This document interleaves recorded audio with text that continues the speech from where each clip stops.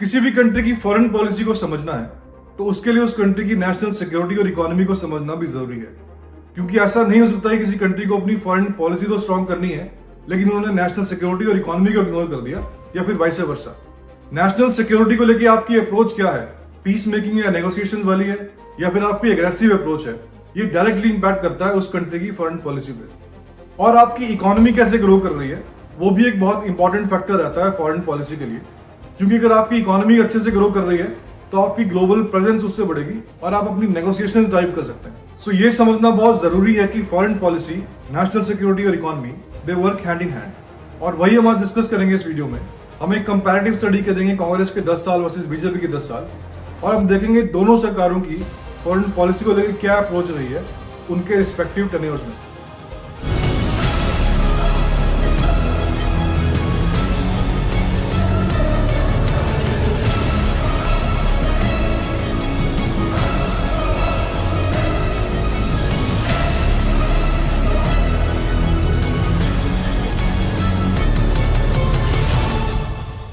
Foreign policy में बहुत सारे फैक्टर्स आते हैं, जैसे कि negotiations, trade deals, bilateral agreements और फॉरेन डायरेक्ट इन्वेस्टमेंट। और ये सब मैनेज करने के लिए किसी भी कंट्री के मिनिस्टर्स या ब्यूरोक्रेट्स को बाकी कंट्रीज के साथ नेटवर्किंग बिल्ड करनी पड़ती है। और आप देखते ही होंगे कि यहाँ के प्राइम मिनिस्टर्स फॉरेन कंट्रीज आ रहे हैं, बाहर के मिनिस्टर्स इंडिया आ रहे हैं, वगैरह वगैरह। सो यहाँ पे सबसे पहला टॉपिक हम डिस्कस करेंगे foreign policy in relation to economy, और हम एक कंपैरिजन करेंगे डॉक्टर मनमोहन सिंह और पीएम मोदी के फॉरेन ट्रिप्स की डिटेल्स के बारे में, और हम देखेंगे कि उन फॉरेन ट्रिप्स ने देश में एफडीआई पे कितना इंपैक्ट डाला। डॉक्टर मनमोहन सिंह के 10 सालों के टेन्योर में टोटल फॉरेन ट्रिप्स थे 73, और जितनी कंट्रीज उन्होंने विजिट करी उसका काउंट था 63, और जितने भी दिन वो विदेशों में रहे उसका काउंट है 313।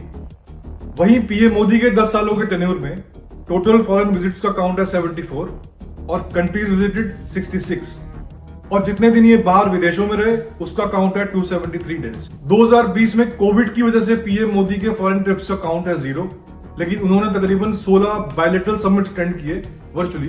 वहीं 2021 में उनके फॉरेन ट्रिप्स का काउंट है 3, और उन्होंने तकरीबन 9 बायलैटरल समिट अटेंड किए वर्चुअली। दोनों प्राइम मिनिस्टर्स के फॉरेन ट्रिप्स में कुछ इंपॉर्टेंट पॉइंट्स है नोट करने वाले, जैसे दोनों ही प्राइम मिनिस्टर्स के मैक्सिमम फॉरेन ट्रिप्स थे यूएस के लिए। 2015 में पीएम मोदी ने यूएई को विजिट किया था, जो 34 सालों में किसी इंडियन प्राइम मिनिस्टर का पहला विजिट था। 2017 में पीएम मोदी ने इजराइल विजिट किया था, जो किसी भी इंडियन प्राइम मिनिस्टर का पहला दौरा था इजराइल को लेकर। It is my singular honour to be the first ever prime minister of India to undertake this ground breaking visit to Israel.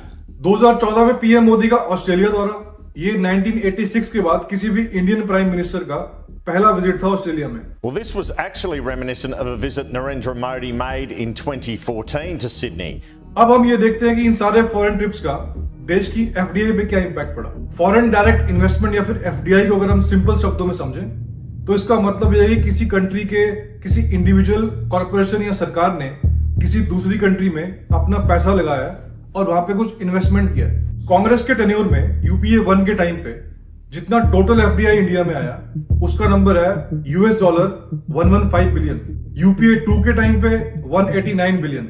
सो कांग्रेस के 10 सालों में जितना टोटल एफडीआई इंडिया में आया उसकी वैल्यू है $305 बिलियन। वहीं बीजेपी के पहले सालों में नंबर है $284 बिलियन, और बीजेपी के दूसरे टर्म में है $312 बिलियन।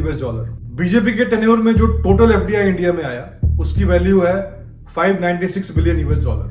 यहाँ पे एक चीज नोट करने वाली ये है कि बीजेपी के नंबर्स 9 सालों के हैं, क्योंकि ये डेटा हमने आरबीआई की वेबसाइट से लिया है, और आरबीआई की वेबसाइट में 2023 का डेटा भी अवेलेबल नहीं है। सो इन नंबर से आपको दिखेगा कि दोनों पीएम के फॉरेन ट्रिप्स का काउंट ऑलमोस्ट एक जैसा ही था, लेकिन एफडीआई बीजेपी के टाइम पे ज्यादा आई थी। तो आप मीडिया में सुनते होंगे या फिर ऑपोजिशन के लीडर्स के थ्रू जिस तरीके से वो फॉरेन ट्रिप्स को इलैबोरेट करते हैं, उनकी बातों से ऐसा लगता है कि ये प्राइम मिनिस्टर्स फॉरेन ट्रिप करते हैं साइट सीइंग के लिए, फिर वहां पे रात को डिस्को में जाएंगे और फिर मालदीव जाके उसकी इंस्टाग्राम पे फोटो लगाएंगे। लेकिन ऐसा नहीं होता। सेंटर में कोई भी पार्टी हो उसके मिनिस्टर्स ये सारे फॉरेन ट्रिप्स करते हैं ताकि वो इंटरनेशनल समिट्स, इवेंट्स और कॉन्फ्रेंसेस को अटेंड कर सकें, जैसे कि G20, G7, ब्रिक्स वगैरह वगैरह। जैसे 2005 में कांग्रेस के टाइम पे फॉरेन पॉलिसी की सबसे बड़ी अचीवमेंट थी इंडिया यूएस न्यूक्लियर डील। आपको ये जान के हैरानी होगी कि इस न्यूक्लियर डील की वजह से मनमोहन सिंह का काफी ऑपोजिशन हुआ था, लेकिन वो अपने स्टैंड पे कायम रहे और वो न्यूक्लियर डील से पीछे नहीं हटे। वहीं बीजेपी के टाइम में 2016 में होने वाली $8 बिलियन की राफेल डील, जहां पे 36 राफेल फाइटर प्लेन्स को खरीदा गया फ्रांस से। अब हम वीडियो के दूसरे टॉपिक को डिस्कस करेंगे कि दोनों सरकारों ने अपने अपने टेन्योर्स में फॉरेन पॉलिसी को कैसे मैनेज किया in relation to national security. सभी सरकारें पिछली सरकारों के कामकाज को आगे बढ़ाती हैं। जैसे 1991 में पीवी नरसिम्हा राव के टाइम पे एक पॉलिसी इंट्रोड्यूस की गई थी जिसका नाम था look east policy. Look east policy का ऑब्जेक्टिव था कि इंडिया की बाकी साउथ एशियन कंट्रीज और एशिया पैसिफिक रीजन में इकोनॉमिक टाइज बढ़ाए जाए और मार्केट को ओपन किया जाए ट्रेड और इन्वेस्टमेंट के लिए। इसका एक और ऑब्जेक्टिव था कि एशिया पैसिफिक रीजन में बाकी कंट्री जो चाइना के बढ़ते इन्फ्लुएंस से कंसर्न है उनके साथ एक कोऑपरेशन बनाई जाए। 1991 की पीवी नरसिम्हा राव की सरकार के बाद जितनी भी सरकारें आई, चाहे वो वाजपेयी की सरकार थी या फिर मनमोहन सिंह की 2004 में सरकार थी, उन सभी सरकारों ने इस लुक ईस्ट पॉलिसी को आगे कंटिन्यू किया। सो यहाँ पे हम डिस्कस करते हैं कि मनमोहन सिंह के टेन्योर में खासतौर से पाकिस्तान और चाइना को लेकर उनकी फॉरेन पॉलिसी क्या थी। हमने इससे पहले वाले वीडियो में नेशनल सिक्योरिटी को कंपेयर किया था और हमने देखा था कि 2005, 6, 7 में काफी सारे टेरर अटैक्स हुए थे और उसके बाद 2008 का मुंबई अटैक। उसके बाद 2013 में इंडिया पाकिस्तान बॉर्डर में LOC में काफी सारे इंसिडेंट्स हुए और ये बोला गया था कि उस टाइम जो इंसिडेंट हो रहे थे वो 10 सालों के सबसे वर्स्ट इंसिडेंट थे। मनमोहन सिंह ने अपने 10 साल के टेन्योर में 3 सक्सेसिव सरकारों के साथ काम किया था पाकिस्तान में और जनवरी 2014 में उन्होंने अपनी एक फेयरवेल स्पीच में ये कहा था कि परवेज मुशर्रफ के 2008 में डिपार्चर होने से पहले वो एक पीस ट्रीटी साइन करने वाले थे जो नहीं हो पाई थी।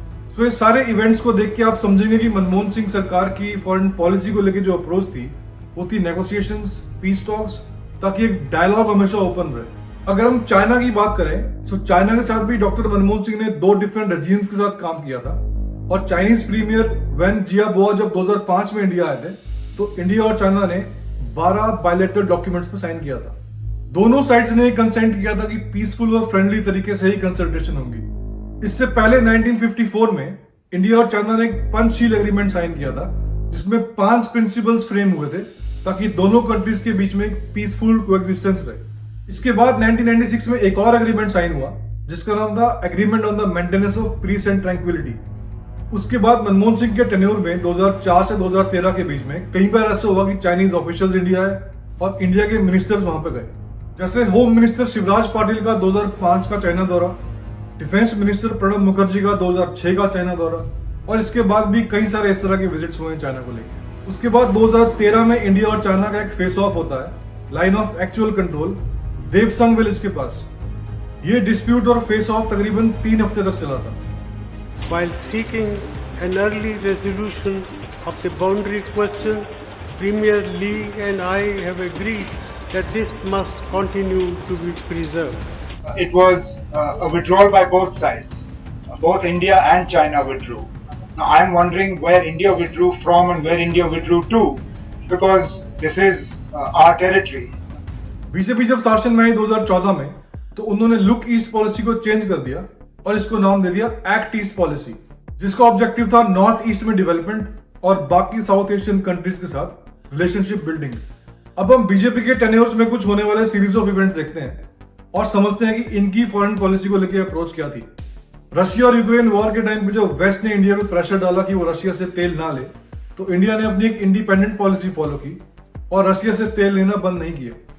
Now, in terms of our oil purchases, we don't send people out there saying go buy Russian oil. We send people out there saying go buy oil. Now, you buy the best oil you can in the market. उसके बाद Canada के prime minister Justin Trudeau ने जब ये allegation लगाया कि हरदीप सिंह निज्जर के murder में भारत सरकार का हाथ है। Past number of weeks, Canadian security agencies have been actively pursuing credible allegations of a potential link between agents of the government of India and the killing of a Canadian citizen, Hardeep Singh Nijjar. तो India ने Canada के top diplomats को expel कर दिया। और अगर India China की बात करें तो आपको पता ही होगा कि 2020 में जो गलवान वैली का इंसिडेंट था वो 1967 के बाद पहला बड़ा इंसिडेंट था इतने बड़े स्केल का इंडिया और चाइना के बीच में। इससे पहले एक और इंसिडेंट होता है 2017 में डोकलाम प्लेट्यू में, जिसे चाइना और भूटान दोनों क्लेम करते हैं। चाइनीज आर्मी वहां पे अटेम्प्ट करती है एक रोड बिल्ड करने का और फिर इंडियन सोल्जर्स भूटान की अथॉरिटीज के साथ कोऑर्डिनेट करके वहां पे इंटरवीन करते हैं और चाइनीज आर्मी को रोकते हैं। उसके बाद अगले कई हफ्तों तक नेगोशिएशन चलती हैं और दिल्ली और बीजिंग दोनों साइड के ट्रूप्स विड्रॉ करते हैं। लेकिन ऑब्वियसली मामला यहाँ पे खत्म नहीं होता। आपने देखा उसके 3 साल के बाद 2020 में गलवान का इंसिडेंट। 2014 में बीजेपी की सरकार बनने के बाद पीएम मोदी 2015 में चाइना विजिट करते हैं और इंडिया और चाइना 24 एग्रीमेंट साइन करता है गवर्नमेंट टू गवर्नमेंट साइड में। वहीं कमर्शियल और बिजनेस साइड में 26 मेमोरेंडम ऑफ अंडरस्टैंडिंग साइन होते हैं, जिसे हम शॉर्ट फॉर्म में MOU भी बोलते हैं। पीएम मोदी ने अपने टेन्योर में 2020 तक 5 बार चाइना विजिट किया और तकरीबन 18 बार वो शी जिनपिंग से मिले अलग अलग इवेंट्स में। लेकिन उसके बाद भी आपने देखा कि इतने सारे इवेंट्स होते रहे बॉर्डर डिस्प्यूट्स को लेके। इसका रीजन ये है कि इंडिया चाइना की एक लॉन्ग स्टैंडिंग हिस्ट्री रही है बॉर्डर डिस्प्यूट्स को लेके। लेकिन जैसा आपने देखा, सेंटर में कोई भी सरकार हो, वो अपने अपने टेन्योर्स पे bilateral agreements, negotiations, peace talks या फिर विजिट्स प्लान करते ही हैं। सो अब foreign policy in relation to national security को हम क्वांटिफाई नहीं कर सकते कंपैरिजन करने के लिए। लेकिन जैसा हमने इससे पहले वाले वीडियो नेशनल सिक्योरिटी में भी डिस्कस किया था और कुछ नंबर्स देखे थे, आपको एक लिंकेज सा दिखेगा बीजेपी की नेशनल सिक्योरिटी और फॉरेन पॉलिसी की अप्रोच को लेके, जहां पे आपको बीजेपी का स्टैंड थोड़ा एग्रेसिव साइड पे दिखेगा। इसको हम दूसरे शब्दों में ये भी बोल सकते हैं कि बीजेपी की अप्रोच थोड़ी डेटरेंट साइड पे रही है। लेकिन ऑन द कॉन्ट्री, जैसे हमने नेशनल सिक्योरिटी के वीडियो में देखा था, कांग्रेस की अप्रोच आपको थोड़ी पीस मेकिंग और डिफेंसिव साइड पे ज्यादा दिखेगी। हमने इस वीडियो में सारी डिटेल्स और सीरीज ऑफ इवेंट्स को डिस्कस किया। अब आप अपना एक कंक्लूजन ड्रॉ कर सकते हैं कि फॉरेन पॉलिसी की दोनों अप्रोचेस को लेके कौन सी अप्रोच बेटर हो सकती है देश के लिए। इस वीडियो के साथ हमने सीरीज के 4 एपिसोड्स कंप्लीट कर लिए हैं। अगर आपने पहले 3 एपिसोड्स नहीं देखे हैं तो प्लीज देख लीजिए। हमने पहले एपिसोड में कंपैरेटिव स्टडी की थी दोनों सरकारों के बीच में कि कैसे इकोनॉमी मैनेज हुई है। दूसरे एपिसोड में हमने कंपैरिजन किया था जॉब्स और अनएम्प्लॉयमेंट के बीच में। तीसरे एपिसोड में हमने कंपेयर किया था नेशनल सिक्योरिटी को और चौथे एपिसोड में फॉरेन पॉलिसी को। आप मेरे साथ बने रहिए क्योंकि अभी 2 एपिसोड्स आना बाकी हैं, जिसमें हम दोनों सरकारों के 10-10 साल के टेन्योर्स में इंफ्रास्ट्रक्चर डेवलपमेंट और मीडिया मैनेजमेंट को कंपेयर करेंगे। मैं आपसे मिलता हूं अगले वीडियो में।